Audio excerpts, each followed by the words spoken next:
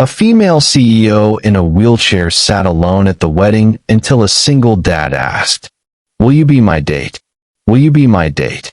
The voice was calm and gentle, like sunlight through leaves. Alina Whitmore looked up from her untouched glass of champagne. Her fingers tightened slightly around the armrest of her wheelchair, her blue eyes locked onto the speaker. A man in a slightly wrinkled, gray button-down shirt, sleeves rolled to his forearms, jeans faded at the knees. His brown eyes held a kind of easy steadiness. No pity, no hesitation, just presence. She blinked. "I don't dance," she replied curtly. "I'm paralyzed." The words hung in the air.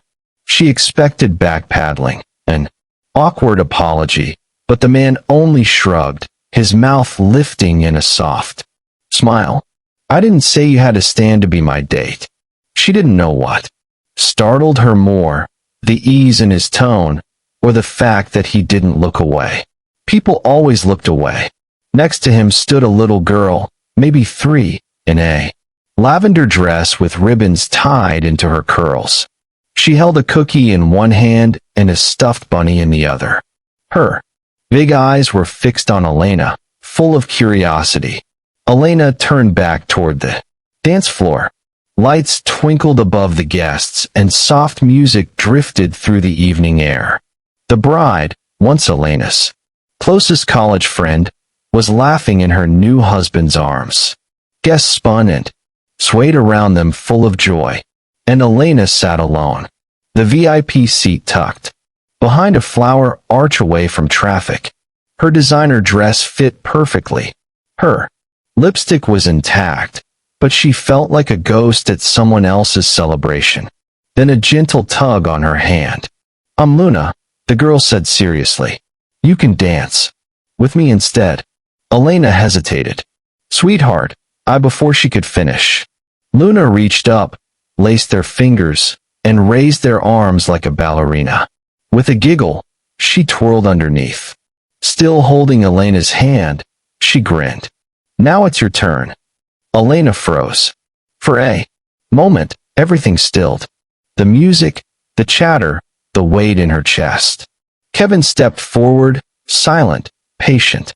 He gently placed his hand on the back of her chair and gave it the lightest turn. The wheelchair spun once, slow, easy, like a waltz in place. A laugh escaped Elena, soft, surprised, real. Luna clapped. "See, I knew you could do it." Elena looked down at their joined hands, then at her motionless legs, then back at Kevin, now crouched beside her. He wasn't crowding, just being there. Tears welled in her eyes. She started, then stopped, her throat tight. "You don't have to explain," Kevin said softly. "She doesn't ask questions. She just believes." Elena wiped the corner of her eye, trying not to smile. "But it came anyway." "I don't usually do this," she said quietly. "I figured," he replied, glancing at the party. "You looked like you needed someone who didn't care how things are usually done." She let out a breath, deep, steadying, looking at him. Now, the untucked shirt, the faded jeans, the worn sneakers. He was everything her old world wasn't. And yet somehow he felt like the only solid thing in the room. They watched Luna spin again, arms stretched like wings. "No one's asked me to dance since the accident," Elena said quietly. "Not once." Kevin's voice was steady. "Then maybe it's time someone did." Elena laughed again, softer, easier. And for the first time in a long time, she didn't feel like a symbol or a shadow. She felt seen. And in that moment, something shifted. Not because of pity, not because of grand gestures, but because someone in a simple shirt and quiet voice made her feel like she belonged again. If you believe that a small hand can lead a broken heart back into the light, hit that hype button. Because this isn't just a story about a woman in a wheelchair. It is a story about being chosen in the moment you least expect it. And for Elena Whitmore, everything changed with one question. The morning after the wedding, sunlight streamed through the small window of Kevin's kitchen, catching flecks of color on the page. Luna was bent over. Her tongue poked out in concentration as she pressed her markers to the paper, filling in each line with bold, enthusiastic strokes. "Are you drawing the wedding?" Kevin asked, sipping his coffee. Luna nodded but didn't look up.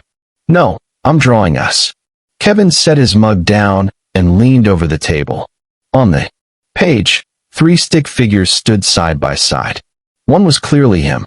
He recognized his glasses and messy brown hair. The second was Luna in her puffy lavender dress, and the third was Elena. The wheelchair was drawn in bright purple. Elena's yellow hair was long and neat. Luna had even given her a sparkly dress. Luna pointed proudly. "This is me. This is you. And this is Miss Elena, our new friend." Gavin smiled. It was simple, sweet, but it stirred something deep in his chest, something that felt a little like hope and a little like danger. Later that day, as he strapped Luna into her car seat, he hesitated, then pulled out his phone. He had her name, but not her number. He'd never been the type to push. And Elena hadn't exactly screamed open for connection, but there was something in her eyes last night, just a flicker that had haunted him all morning. The kind of flicker that makes a man believe in second chances. Even if he's only got one shot. He made a few calls. It didn't take long. She was a CEO after all, public enough to track down. He sent a text. Simple. Careful. "Hi Elena. This is Kevin from the wedding last night. Luna made a drawing of you, and she's been asking when she'll see you again. Could I send it to you, and maybe buy you a coffee? Sometime if that's not too forward."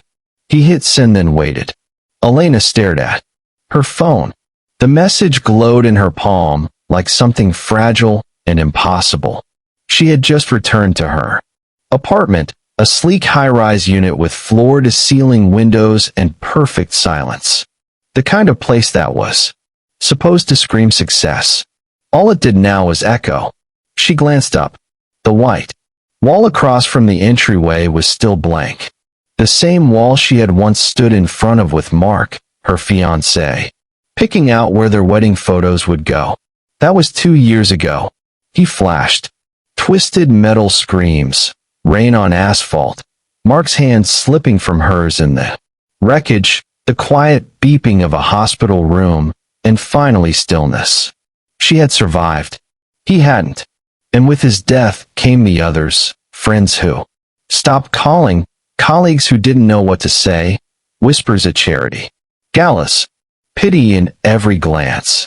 She'd retreated, built walls, became sharper, colder, more efficient. She had reinvented herself. Elena Whitmore, the unstoppable, unshakable CEO who made investors sit straighter in meetings and never asked for help. But last night, someone hadn't seen the CEO or the wheelchair. They'd just seen her. Luna's voice echoed in her mind. "See, I knew. You could do it." Elena's fingers hovered over the reply button. Then, almost before she realized it, she typed, "Hi, Kevin. I'd love to see Luna's drawing and coffee sounds nice." She hit send. A beat later, another message came through. It was a photo. The drawing, 3 smiling stick figures under a sun that had a smiley face drawn inside it. A river. It family. The title scribbled in Luna's loopy handwriting. Elena smiled. It wasn't polished or practiced. It simply happened. The kind of smile that tugged at corners long and used. She leaned back in her chair, looking up at the white wall again. And for the first time in 2 years, she didn't just see what was missing. She saw a possibility. "Hey, wait, hold on." The voice cut through the noise just as the light turned yellow. Car engines revved impatiently. Elena's hand scrambled at the wheels, her breath coming faster as her wheelchair stuck between 2 uneven slabs of pavement on the crosswalk. The Front caster jammed. She was stuck and traffic was moving. A horn blared. She froze. "Don't move," the voice shouted again. Then he was there, Kevin, sprinting. He darted through the traffic like instinct, one arm raised to halt an oncoming car, the other reaching for her handles. "I've got you," he said, gripping the chair firmly. "You're okay." Before she could respond, he tilted the chair back slightly and navigated the stuck wheel over the bump with practiced ease. Within seconds, they were on the sidewalk again, the chaos of horns and engines fading behind them. Elena sat there, chest rising and falling, embarrassment mixed with a strange kind of relief. Kevin bent down slightly, hands still on the chair. "Are you hurt?" "No," she said quietly. "Just surprised." He straightened up, smiling gently. "That makes two of us. I didn't think I'd see you again outside my daughter's artwork." She let out a breath that might have been a laugh. "Neither did I." They stood there, the silence, not awkward, just full. He rubbed the back of his neck. "Listen, we were just on our way to get dinner. There's this little Thai place 2 blocks down. Want to join us?" Luna would be over the moon. Elena hesitated. But Luna's drawing had been taped to her fridge for 2 days now. "Sure," she said. "Why not?" The restaurant was small, cozy, and painted in warm orange tones. Luna immediately pulled out a chair beside her own and insisted, "This is for Miss Elena." They ordered spring rolls, stir-fried noodles, and curry. Elena found herself listening more than speaking, and that surprised her. It had been a long time since silence felt safe. Kevin talked easily, but never to impress. He told her about his job designing inclusive playgrounds, the kind with wheelchair ramps and sensory walls. "I guess it started when Luna was born," he said. "I kept looking at the world through her eyes. She needed softness, so I tried to build some." She smiled gently. "You built more than that." "She's wonderful." Kevin's expression shifted, fond, but a little wistful. "Her mom left when Luna was 1. Said she wasn't cut out for it.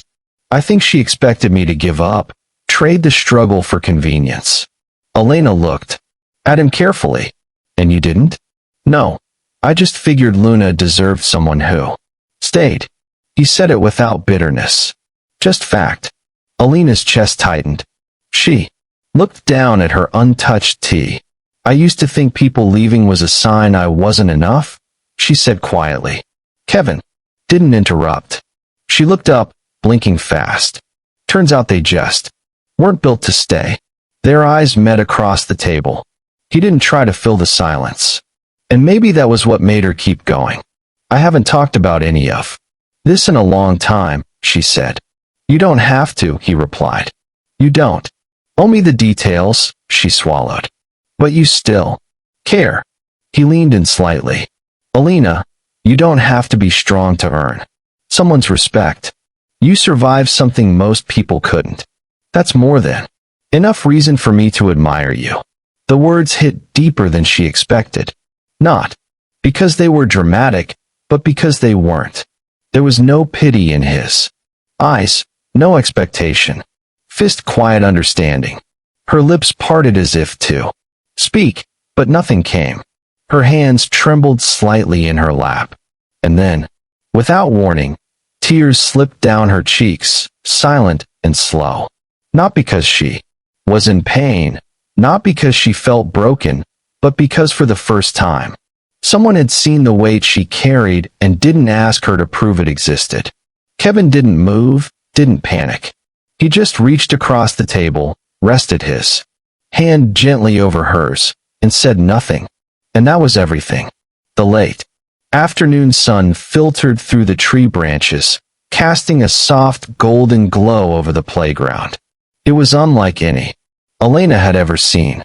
Ramps instead of stairs, swings with back support, textured panels for sensory play. Everything was built with intention. Inclusion wasn't a feature here. It was the foundation.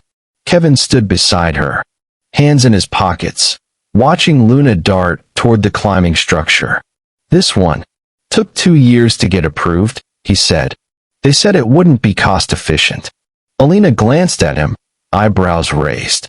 And I built it anyway. She smiled. They moved toward a bench under a wide oak tree.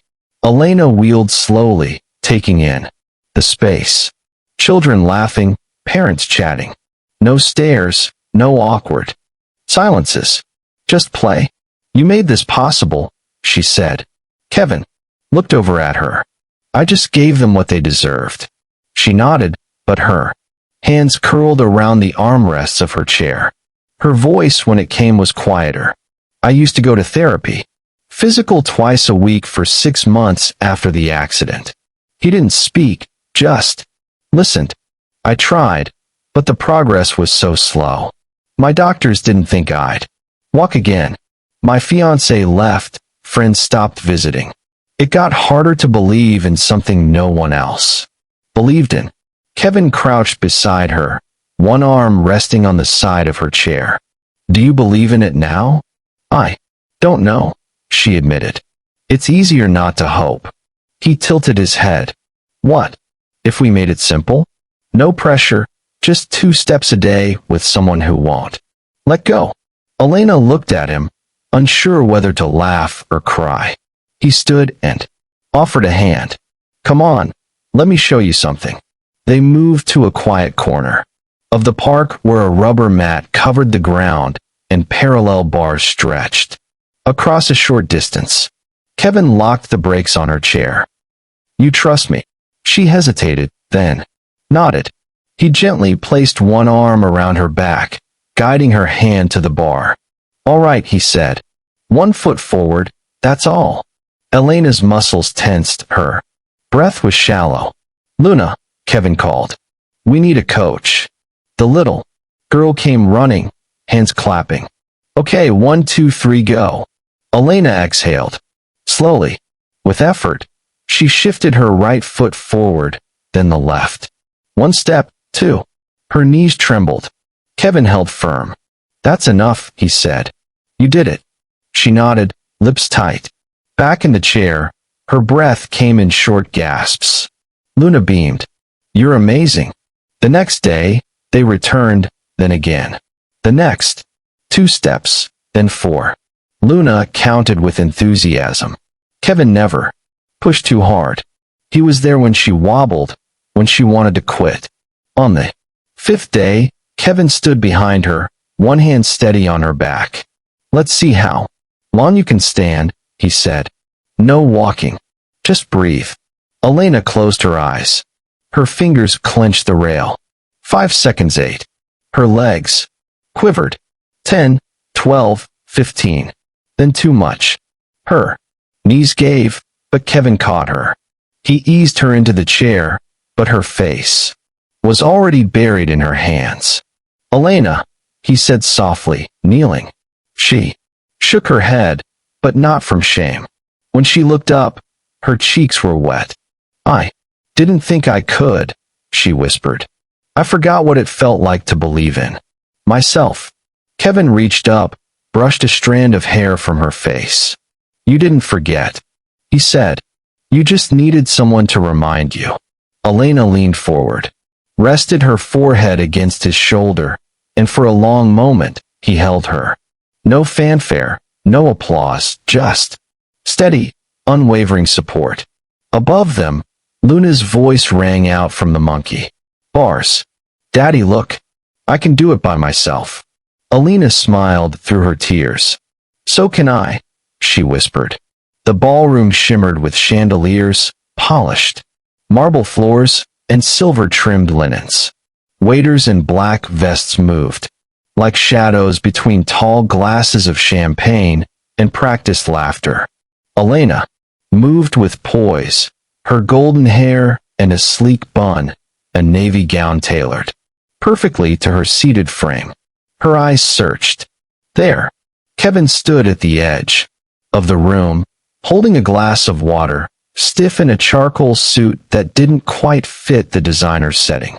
His tie was crooked, his gaze filled with both admiration and an unspoken question. Do I belong here?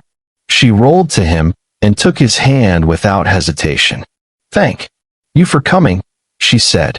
I've built jungle gyms for toddlers that feel less intimidating than this place, he replied with a smile. For a while things felt steady. Then came the whispers. Elena's date. Is he staff? No, I heard. He's a construction guy. Single dad, I think. Can't believe she brought him here. The sharpest came during dinner.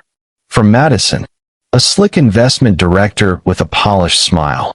I didn't know you were dating, Madison said. Sweetly. So refreshing to see a CEO open-minded enough to date someone. Grounded. Kevin stiffened.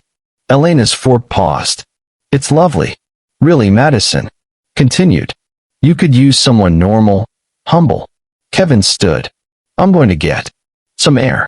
Elena was after him in seconds, weaving between couture dresses and champagne flutes, slipping through the French doors into the cool night. Kevin, she called. He was halfway down the stone steps. Please don't walk away. He turned, jaw tight. I didn't want to make a scene. You didn't. That's the problem. I am the scene. I don't fit here. They look at me like I wandered in off the street, like I'm something you'll regret tomorrow. She wheeled closer. That's not true. I build playgrounds. You build empires. You build places where kids like Luna feel safe. You built a space where I felt safe. He looked away. I saw your face when Madison spoke. She flinched. I froze. Not from shame, from exhaustion. I've spent my life proving I belong in that room. When they mocked you, it felt like they mocked me for choosing real over expected. Kevin's eyes softened slightly. She caught his hand. I was scared, she said, that if I defended us, you'd think I believed you needed defending. He looked down at their joined hands. I don't need defending, he said. I need honesty. Her eyes shone. Then here it is. I'm scared. Scared that if I claim you, I'll lose you when things get hard. But if I stay quiet, I feel like I'm back on the sidelines of my own life. And I can't go back there. I won't. Her breath shook. I've spent 2 years hiding behind strength. But tonight, I'm asking you to stay. Not because I'm strong, but because I'm finally brave enough to be afraid and still choose you. Silence. Stretched. The breeze rustling ivy along the stone railing. Then Kevin stepped forward. He crouched, touched her cheek. You don't have to choose between their world and mine, he said. But I won't walk beside you in silence. Not when you mean everything to me. Her voice broke. I'm sorry, he smiled softly. I just needed to hear that. What? She leaned forward, forehead against his. For the first time that night, she wasn't a CEO or a woman in a wheelchair. She was just Elena with the man who saw her. And this time, she wasn't letting go. Elena stared at the screen. The blog post was everywhere.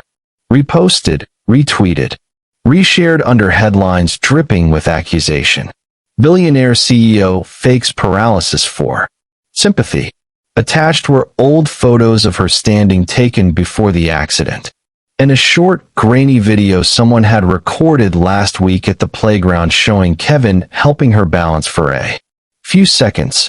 No context, no explanation, just 15 seconds of shaky footage and 1,000 assumptions. The blogger, someone she barely remembered meeting at a tech mixer last year, accused her of using her disability to rebrand her image after a year of declining profits. The article called her manipulative, calculated, and a master of emotional marketing. Hersher, the blogger's most famous article. She closed the laptop. Her hands trembled. By noon, the board had called an emergency meeting.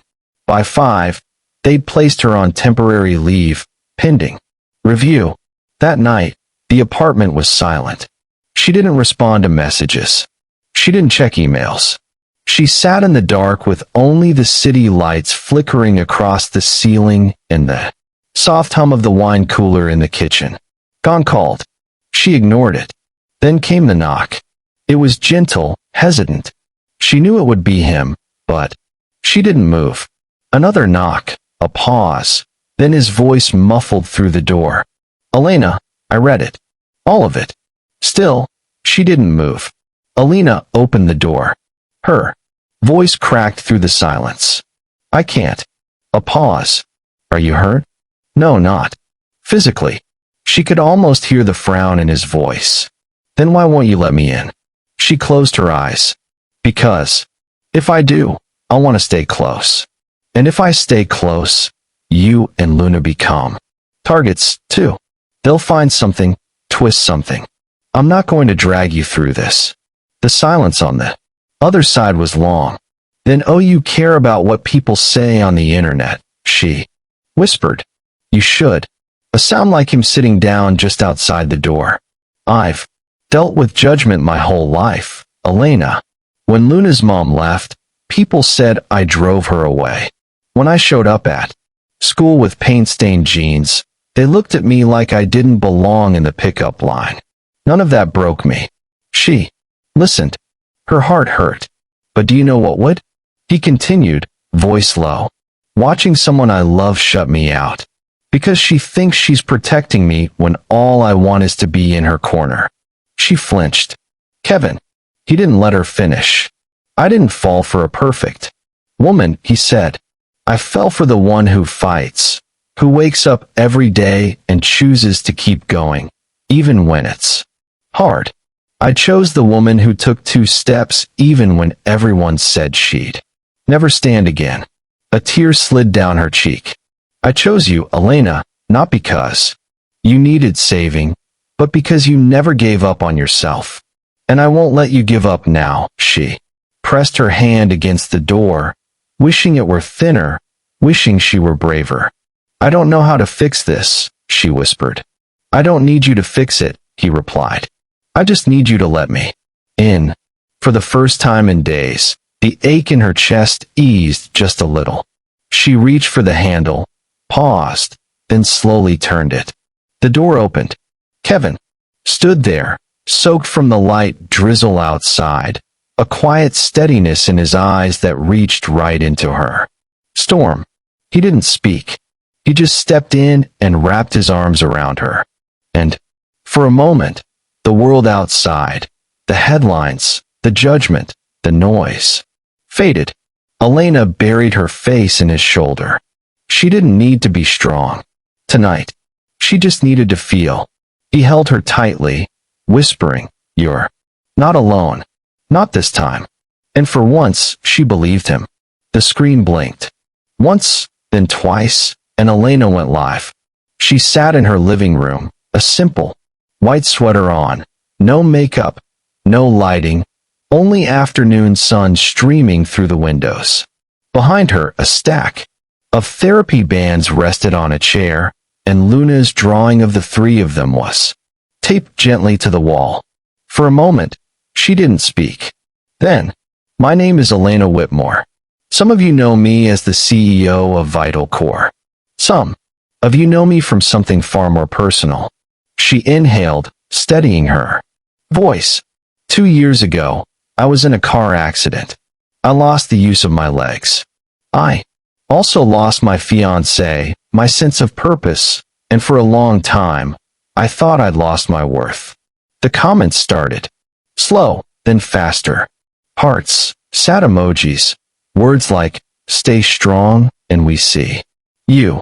But last week, she continued, someone accused me of faking my injury, called me a liar, said I used my condition for attention, and while I could stay quiet, I realized silence protects the wrong people. She tapped a button. On screen, a short video began to play. Grainy but alive. The wedding from weeks ago. Elena in her wheelchair, laughing. Luna spinning her hand. Kevin gently turning the chair. The crowd, clapping. The first dance. Elena's eyes didn't leave the camera. That moment was real. That joy was real. I wasn't performing. I was living for the first time in years. She bit her lip. I didn't share my recovery journey because I didn't want pity. I didn't want to be known for what I lost. But I'm learning vulnerability isn't weakness. Healing doesn't need to be hidden. Another breath. I've spent years trying to prove I belonged in boardrooms filled with men who never once asked how I was really doing. And now I think I'm ready to stop proving anything. She smiled faintly. I've stepped down as CEO, not because I'm ashamed, but because I want to live. Lighter, truer, slower. I want to love my life, not just lead it. The chat exploded. You're incredible. Thank you for speaking up. This dance made me cry. One comment stood out. We've been waiting for you to come home to yourself. Elena exhaled, then closed the live stream. She let the silence linger, but this time it didn't ache. Kevin stood in the doorway, a mug in hand, eyes soft. He didn't speak at first. He crossed the room, set the mug before her. You were brave, he said. And beautiful. Elena laughed softly. I was terrified. I know, he said. That's what made it real. She reached for his hand. Then unexpectedly, Kevin knelt beside her. Chair. No box, no ring, just him. I don't have diamonds, he said, voice trembling. I don't even have a question. Her breath caught. I just have this, he whispered. A promise. Let's walk through life, however long, however slow, together. And one day, when you can stand and you're ready to dance for real, he paused. I want to be the one holding you. Tears blurred her vision. It wasn't grand. It wasn't scripted, but it was everything. She placed a hand on his cheek. Yes, yes, yes, she said again through tears. Not because you saved me, not because you're perfect, but because I finally believe. Love doesn't have to hurt to be real. Kevin Rose pressed his forehead to hers. Neither spoke, because sometimes after a storm, the quiet is the answer. And this was the calm, not before the storm, but after it, after survival, after choosing to stay, after choosing each other. The garden was quiet. Gentle sunlight filtered through the canopy of trees, casting soft shadows on the grass. Rows of white chairs lined the aisle, each decorated with sprigs of lavender and small paper cranes. Luna's idea. At the front, Kevin stood waiting.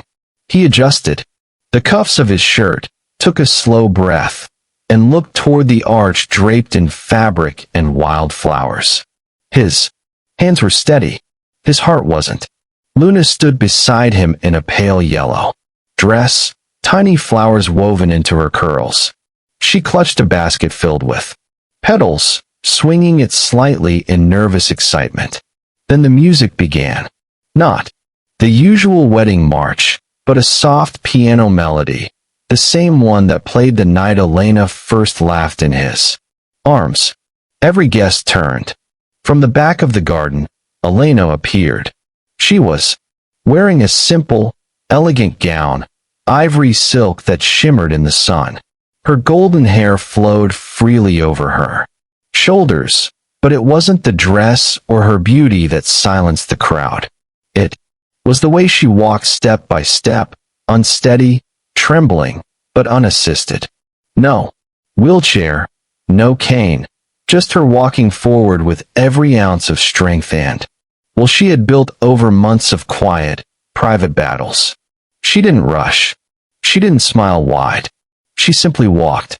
And Kevin, his chest tight, throat burning, stepped forward and offered his hand when she reached him. You came to me on your own, he whispered. She nodded. I wanted to walk into this fully, not as someone needing to be rescued, but as the woman I've become. Kevin pressed her hand to his heart. They turned toward the officiant. Bows were exchanged. Simple, honest. Promises not to be perfect, but to be present, to hold space, not expectations, to forgive, to grow, to choose each other again and again. And then Alina turned to the guests and smiled, this time fully, radiantly. Now, she said, shall we dance? The music shifted, slow and tender. Kevin gently wrapped his arms around her, supporting her back just enough to steady, not to hold. Elena leaned in, resting her cheek against his shoulder. They swayed. It wasn't graceful in the traditional sense. Her movements were cautious, and his hands occasionally adjusted her balance, but it was theirs. Real earned. Luna clapped quietly from the side, beaming, and whispered to a nearby guest, she's dancing for real. I told you she could. Elena tilted her head up and looked at Kevin. I danced with you in my heart long before my feet could do it, she whispered. And I've loved you long before this moment, Kevin replied, brushing a kiss to her forehead. The guests watched in silence, many with tears in their eyes, not from pity, but from the quiet awe of witnessing a love that had been tested, forged, and chosen. Because this wasn't just a wedding. It was a homecoming. For a woman who refused to let tragedy define her. For a man who didn't run when love became complicated. And for a little girl whose innocent faith in goodness had sparked it all. As the song played on, Alina closed her eyes and breathed in the moment. Not the applause, not the attention, just the feeling of being whole, of being loved, of finally being free. Thank you for joining the journey of Alina, Kevin, and little Luna. A story not just about love, but about healing and the quiet magic of being seen. If you've ever stood alone like Elena, chose kindness over comfort, like Kevin, or believed in someone like Luna, this story was meant for you. Tap the hype button to support soul-stirring stories, and subscribe so you never miss the moments that remind us. Even in a broken world, beauty still finds a way. You are seen. You are worthy. You are worth loving.